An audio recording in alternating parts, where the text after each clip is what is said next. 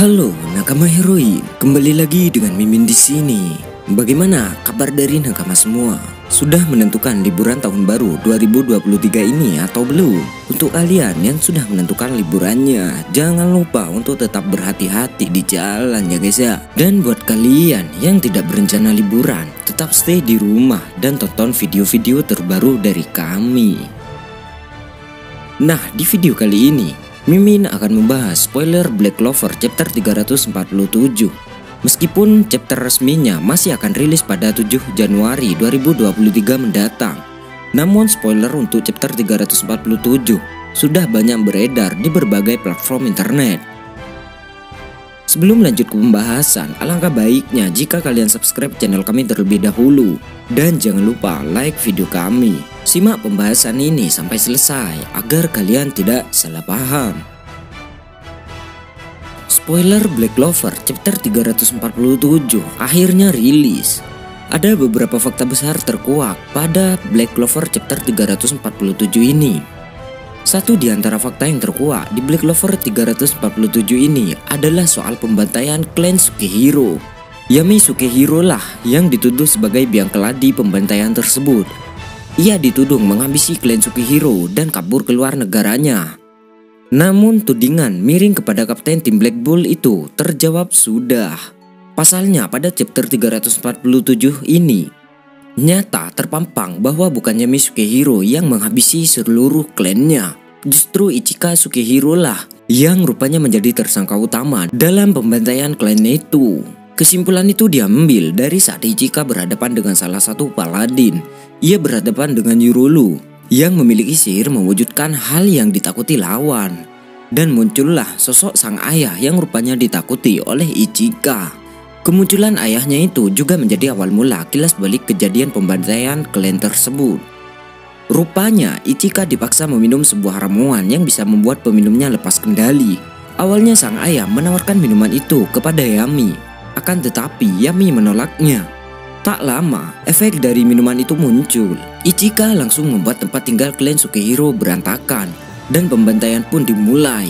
Mengingat bagaimana Ichika masih anak-anak saat itu, sepertinya kakaknya Yami Sukehiro disalahkan atas pembantaian tersebut agar adiknya tidak diasingkan dari negara tersebut. Selain itu, akan sangat traumatis bagi Ichika untuk mengetahui bahwa dialah yang membantai anggota klannya pada usia itu. Jadi Yami Sukehiro yang percaya bahwa Ryudo Ryura dapat melindungi saudara perempuannya. Meskipun dia mungkin telah meminta Ryuya untuk menjaga saudara perempuannya, dia akan disalahkan atas pembantaian klan Yami dan meninggalkan Tanah Matahari. Sejak saat itu, Ichika dan Tanah Matahari berada di bawah anggapan bahwa anggota klan Yami Sukehiro yang melarikan diri adalah orang yang bertanggung jawab atas pembantaian klan Yami. Tetapi sebenarnya yang bertanggung jawab untuk hal yang sama adalah kepala klan, Ichika dan ayah Sukehiro, yang mencekoki putrinya dengan obat, menyebabkan dia mengamuk dan membantai seluruh klan.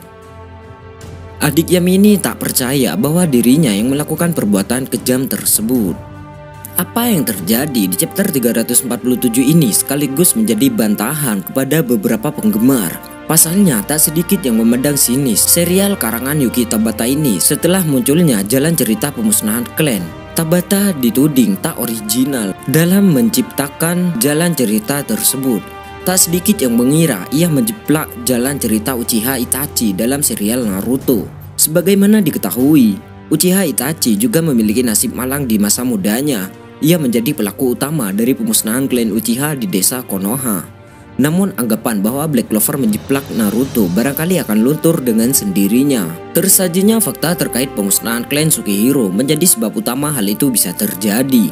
Black Clover chapter 347 berjudul The Truth in Deception. Ya begitu dah. Atau jika diartikan adalah kebenaran dalam penipuan. Update kisah manga berkembang dan membuat rasa penasaran penggemar. Pada awalnya Ichika mencatat bahwa mereka bahkan tidak membutuhkan kekuatan Asta. Tetapi kemudian Lily masuk dan dengan aku berkata, "Kamu bahkan tidak bisa mengalahkan yang ini." Anjay. Kemudian paladin yang lain melepaskan serangan besar, gabungan sihir es dan spasial. Ichika mengatakan para paladin memiliki jumlah Yoryoku yang luar biasa. Paladin dengan sihir Beats mengeluarkan mantra ilusi yang menunjukkan ketakutan mereka sendiri berdasarkan ingatan mereka.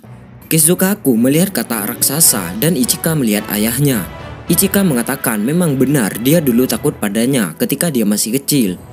Mantra itu bekerja dari ingatan, tetapi penipuan ini tidak akan berhasil. Ichika kaget dengan ingatannya sendiri. Dia melihat ayahnya marah besar. Dia melihat ayahnya marah karena tidak ada perang.